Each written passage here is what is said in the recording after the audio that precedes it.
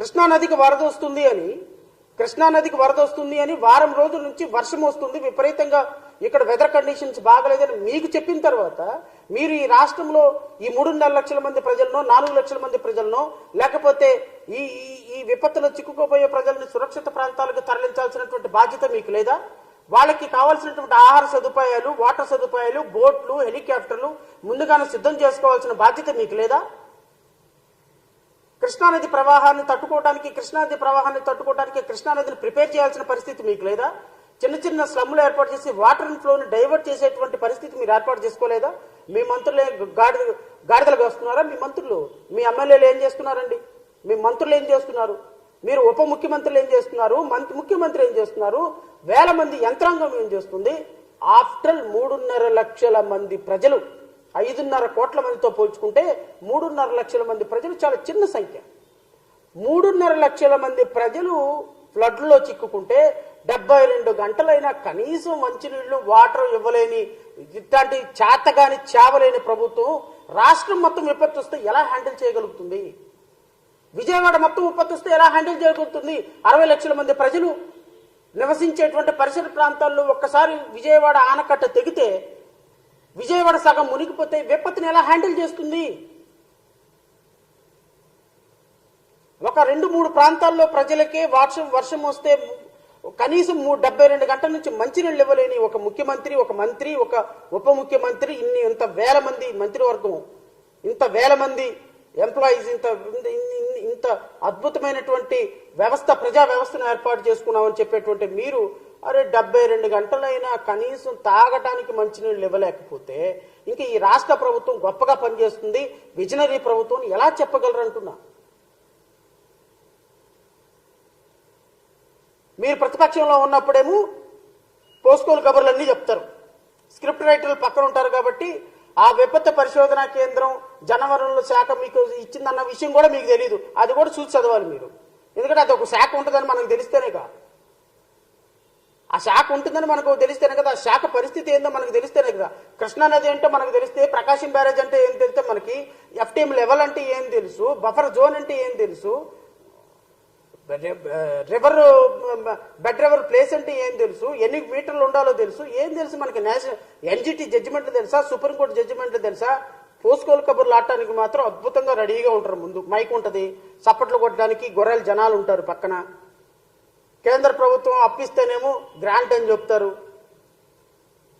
ఎవడో ఉపత్తులోడు చెప్పాడు కృష్ణానదిని ఆపడానికి చేతకలేదు గత ప్రభుత్వం, మీరెక్కడ ఆపారు? ఇప్పుడు వచ్చే 100 క్యూసిక్కుల నీరంతా సముద్రంలోకి వెళ్తుందా, లేకపోతే విజయవాడ ఆనకట్ట మీద నుంచి పొలాల్లోకి వెళ్తున్నాయా? మీరేం చేశారు? మీరు గత ప్రభుత్వంలో ఇలా మాట్లాడి ఉండకపోతే మేము ఈరోజు మిమ్మల్ని ప్రశ్నించేవాళ్ళం కాదు, మా పార్టీ మిమ్మల్ని ప్రశ్నించాల్సిన అవసరం లేదు.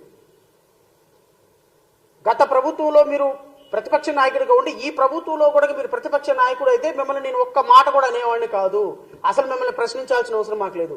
You are holding honourable deputy chief minister post కాబట్టి మీరు ఈ రాష్ట్రాన్ని విపత్తులను హ్యాండిల్ చేసి ఫారెస్ట్ డిపార్ట్మెంట్, ఎన్విరాన్మెంటల్ మినిస్ట్రీగా మీరు ఉన్నారు కాబట్టి మిమ్మల్ని అడగాల్సి వస్తుంది, లేకపోతే మిమ్మల్ని అడగాల్సిన అవసరం మాకు లేదు కదా. ఈ రాష్ట్ర ప్రజలు మిమ్మల్ని ఒక డిప్యూటీ చీఫ్ మినిస్టర్ పదవిలో కూర్చోబెట్టారు కాబట్టి, రాజ్యాంగం మీద ప్రమాణం చేసి మీరు కూడా ఉప ముఖ్యమంత్రి అంటే ముఖ్యమంత్రి స్థాయిలో ఉన్నారు కాబట్టి, అయా ఫ్లడ్ల కోసం చచ్చిపోతున్నారు జనం, అన్నమో రామచంద్రని ఏడుస్తున్నారు, వాటర్ ఇవ్వండి, కనీసం మంచినీళ్ళని ఇవ్వండి, ప్రాణాలు నిలపండి బాధపడుతున్నారు, మోకాళ్ళను గుండెల వరకు నీళ్లతోటి చచ్చిపోయే వాళ్ళ శవాలను కూడా తీసుకెళ్లేటువంటి పరిస్థితి లేదు.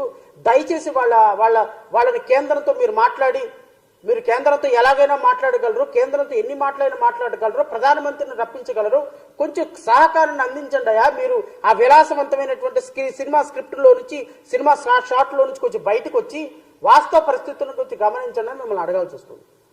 But where is honourable deputy chief minister? I don't know. Coming to chief minister and వారి సుపుత్రులు అండ్ మిగతా మినిస్టర్స్, నేను రాష్ట్ర మంత్రివర్గాన్ని కూడా అడుగుతున్నా. ముఖ్యమంత్రి కేవలం బోట్ వేసుకుని అక్కడికి వెళ్లి ఒక గంట సేపు, అరగంట సేపు అక్కడ ఉన్నంత మాత్రాన కుదరదు. వీళ్ళకి ఇమ్మీడియట్ గా కనీసం వాటర్, ఫుడ్ అందించాలి, వాళ్ళని హెలికాప్టర్లో నుంచి సురక్షిత ప్రాంతాలకు తరలించాలి. అది తరలించలేనప్పుడు ముఖ్యమంత్రి ఉంటే ఏంటి, ప్రధానమంత్రి ఉంటే ఏంటి, అక్కడ మంత్రివర్గం అంతా అక్కడ కట్టకనుకుంటుంటే ఉపయోగం ఏంటని అడుగుతున్నాం. పోనీ సామాన్యులైనటువంటి మాలాంటి వాళ్ళని ఏమైనా ఎలా చేస్తున్నారంటే మాలాంటి వాళ్ళకి అవకాశం లేదు. అక్కడే చూస్తేనేమో మా వాళ్ళందరూ అన్నమో రామచంద్ర అయ్యో మా బతుకులు ఏమైపోతాయి అని వాళ్ళు ఎదురు చూస్తున్నారు. ఫోన్లు చేయడానికి ఫోన్లో ఛార్జింగ్ లేదు, ఎలక్ట్రిసిటీ కనెక్షన్ లేదు, తినటానికి తిండి లేదు, ఉండటానికి ఇల్లు లేదు, కూర్చోటానికి కనీసం అక్కడ అరుగులు కూడా లేవు. కంప్లీట్ గా వాటర్ మొత్తం ఫ్లో అయిపోతే ఎక్కడ పడుకుంటారు, ఎక్కడ తింటారు, ఎక్కడ నిద్రపోతారు, ఎలా బ్రతుకుతారు, వండుకోవటానికి ఏంటి, పడుకోవటానికి ఏంటి, 3 రోజుల నుంచి బిక్కు బిక్కు బతుకుతో ఉన్న కారణంగానే ఈరోజు ఇంత ఆక్రోశంతో మిమ్మల్ని ప్రశ్నించాల్సి వస్తుంది. ఏదో నలుగురు హాస్పిటల్స్ నలుగురు హోటల్ వాళ్ళని పిలిచారు, హోటల్ వాళ్ళని పిలిచి పొద్దుగా అందరికి భోజనం ఇవ్వండి. దానివల్ల ఏం ఉపయోగం సార్? దానివల్ల ఏం ఉపయోగం అని అడుగుతున్నాం. కనీసం ప్రజలకి మేము ఉన్నామని భరోసాతోటి మీరు వాళ్ళ ప్రాణాలని అద్భుతంగా మీరు రక్షించకపోయినా అక్కడి నుంచి సురక్షిత ప్రాంతాలకు తరలించిస్తే సరిపోతుంది కదా. ఎందుకు తరలించలేకపోతున్నారు?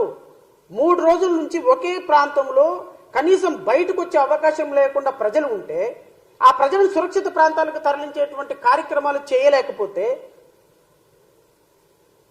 దీన్ని ప్రభుత్వం అని ఎలా అనగలం? మెకానిజం మనం ఎలా అనగలం? ఇంతమంది వేల మంది ఇంకా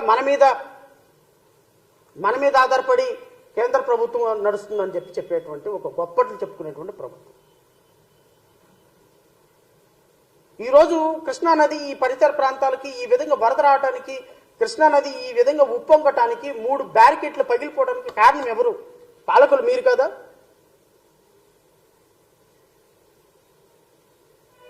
మీ అనాలోచిత నిర్ణయాలు కావా? ఇదిగో కరకట్ట మీద ఉన్నటువంటి అక్రమ కట్టడాలు, కరకట్ట మీద ఉన్నటువంటి అక్రమ కట్టడాలు లిస్ట్ ఇది. నేను ముఖ్యమంత్రి గారిని అడుగుతున్నా, మీరు ఇంకా అక్రమ కట్టడంలో నివసించి మీరు మిగతా వాళ్ళకు కూడా మీరు కట్టడాల్లో నివసించండి, ఎవడేం పీకలేడు, నేనే ఉంటున్నాను, మీరుంటాం గొప్పని మిగతా వాళ్ళకు కూడా మీరు సిగ్నల్ ఇవ్వదలుచుకున్నారా?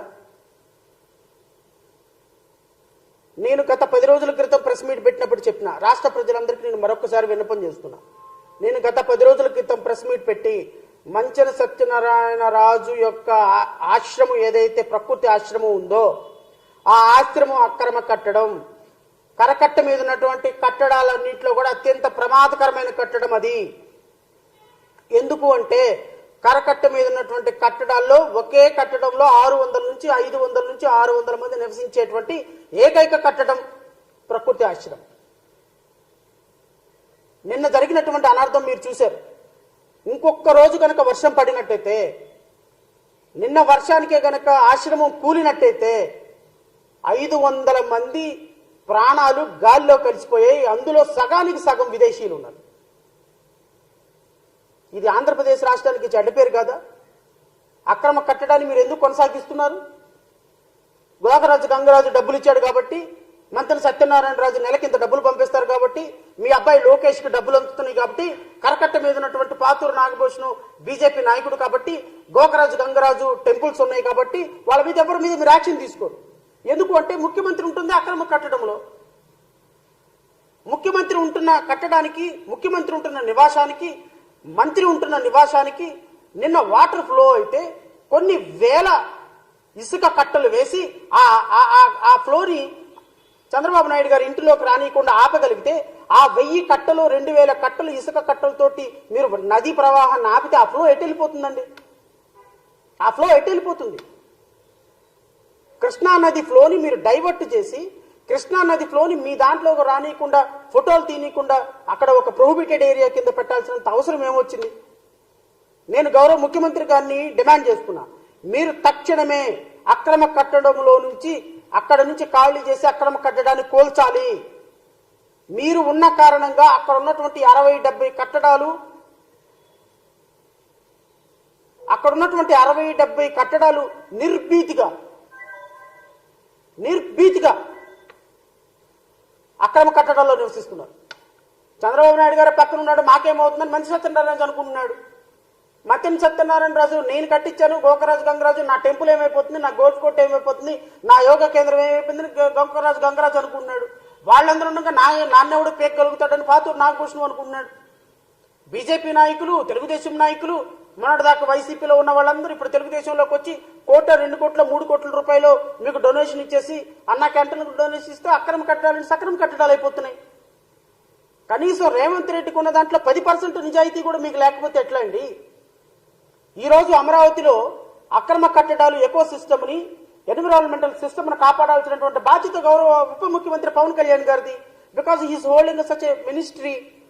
మీరు మీ ముఖ్యమంత్రి గారు ఉంటున్నటువంటి అక్రమ కట్టడంలో నుంచి ఏమైనా మీరు అక్కడ నిర్మాణాలను తొలగించేటువంటి కార్యక్రమం చేస్తున్నారా? ఇరిగేషన్ డిపార్ట్మెంట్ మీద వాళ్ళ ల్యాండ్ లో కట్టించినటువంటి కట్టడాలన్నింటినీ, రెయిన్ ట్రీ హోటల్ దగ్గర నుంచి ఈ హోటల్ అన్నింటినీ కూడా తీసేసే ప్రయత్నం ఏమైనా చేస్తున్నారా? లేకపోతే మేము ఖచ్చితంగా నేషనల్ గ్రీన్ ట్రిబ్యునల్ ఆశ్రయించమంటారా? అతి త్వరలో నిన్న మంత్రి సత్యనారాయణ రాజు హాస్పిటల్లో జరిగినటువంటి అనర్థం, నేను ఇంతకుముందు చెప్పినట్టుగా ఇంకొక రోజు వర్షం పడినట్టయితే, రేపొద్దున ఇంకా విధంగా ఇంకో గంట వర్షం ఎక్కువ పడితే రేపొద్దున ఆశ్రమం కూలిపోతే, కృష్ణానది వాటర్ ఫ్లో మొత్తం ఆశ్రమంలోకి వెళ్ళిపోతే, ఆశ్రమంలో ఉన్నవాడు చనిపోతే ఆ ప్రాణాలకి ఎవరు బాధ్యులు? రాష్ట్ర ప్రభుత్వం సమాధానం చెప్పితీరాలి.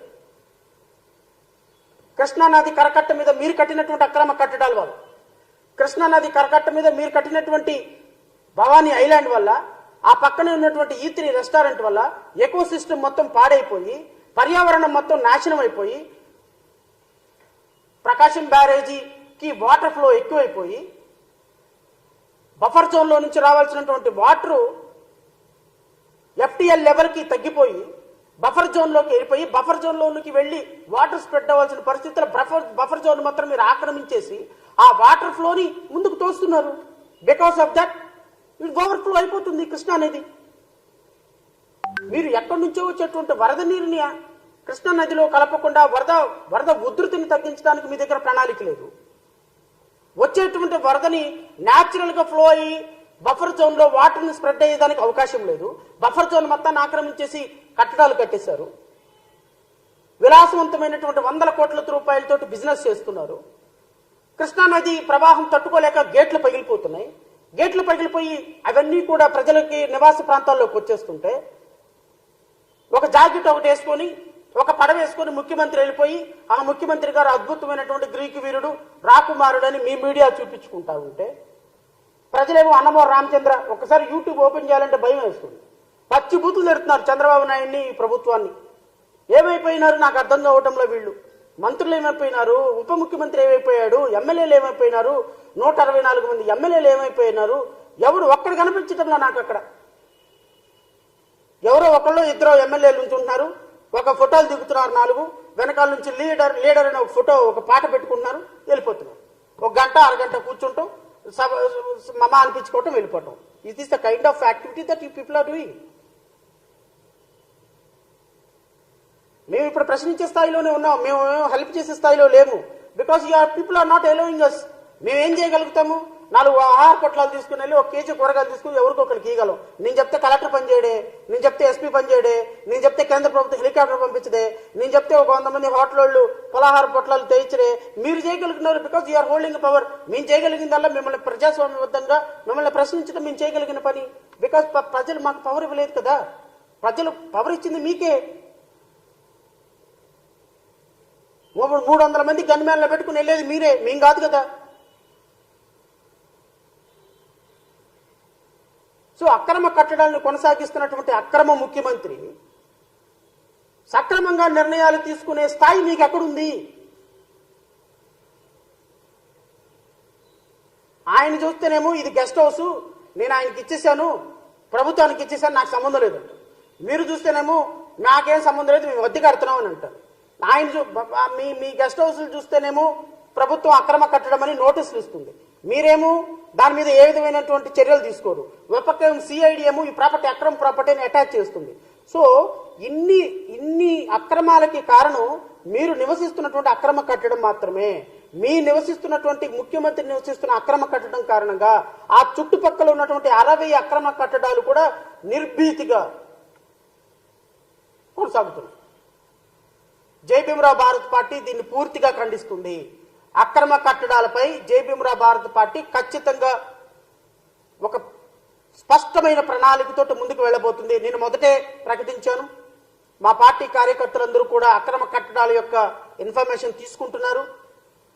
హైదరాబాద్ లో హైడ్రా తరగాలో ఆంధ్రప్రదేశ్ రాష్ట్రంలో కూడా ఒక వ్యవస్థను ఏర్పాటు చేస్తామని మున్సిపల్ మంత్రి నారాయణ ప్రజలకు ఇష్యూరెన్స్ ఇచ్చున్నారు. అక్రమంగా గుడులు నిర్మించిన, కట్టడాలు నిర్మించిన, అక్రమంగా ఏ విధమైనటువంటి కోర్టులు నిర్మించిన, గెస్ట్ హౌస్లు నిర్మించిన, బిల్డింగ్ పర్మిషన్ లేకుండా ప్రభుత్వంగా కదా ఎవడు మమ్మల్ని పేకలేళ్లే అని ఎవడు నివసించినా, ఎవడు పర్మిషన్ తీసుకోకుండా బిల్డింగులు కట్టినా, హోటళ్లు కట్టినా, హాస్పిటళ్లు కట్టినా, బిల్డింగులు కట్టినా, నివాస ప్రాంతాలు కట్టినా, చెరువులు ఆక్రమించి కట్టినా, నాలాలు ఆక్రమించి కట్టినా, బఫర్ జోన్లను ఆక్రమించి కట్టినా, కృష్ణా నది పరివాహ ప్రాంతంలో ఎకో సిస్టమ్ ని డిస్టర్బ్ చేస్తూ కట్టినా ఖచ్చితంగా రాష్ట్ర ప్రభుత్వం వాటి మీద పూర్తిగా చర్యలు తీసుకోవాలని జై భీమరావు భారత్ పార్టీ డిమాండ్ చేస్తుంది.